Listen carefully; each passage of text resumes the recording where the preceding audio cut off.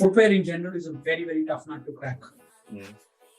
It isn't an easy business. Hence, if you've seen, for lack of a better example, if you see a healthcare or let's imagine a wellness brand, right?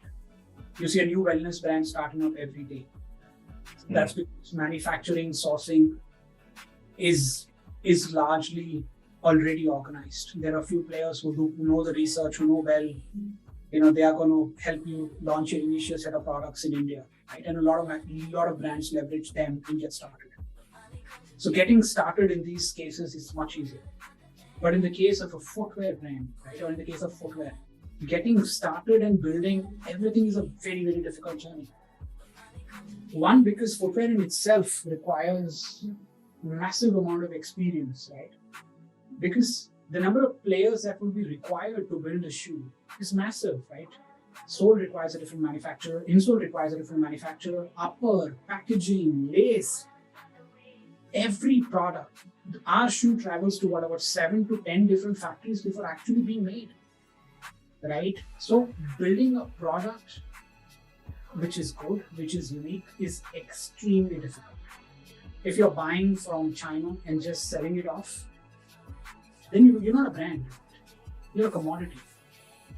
And so creating a product in itself is extremely difficult. Hence in India, you see either massively scaled Western brands or Indian brands which started say about 40 to 60 years ago are only able to establish scale. Otherwise, you don't see a lot of people survive in this industry. So what we looked at back in the day was, like I said, me and Amar did not have any practical experience in building a shoe.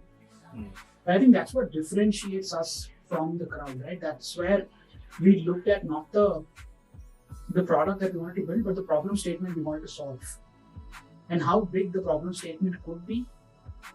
And then we started imagining how our consumers' lives will change because of that product. That's when the first thing that we wanted to crack was product. And to answer your question, it was just not one approach, right? We spent 2 years in creating the product and then thought about selling it. It all happened at once, right? Now, being in the global markets, I could have picked any country in the world to launch. I could have launched it in the US, I could have gone to Europe, I could have gone to Germany to bring this thing up.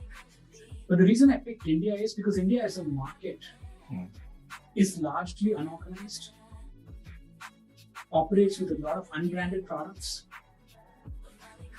Massive scale has been brought in by Indian brands only by crushing prices. Western brands are still doing well at prices up 4,000, 5,000 with good scale, right? There are brands who are doing 1,600 to 2,000 crores in India. So it meant that there is enough penetration, there's enough depth in the market. So the question that we had to answer is, can we build it?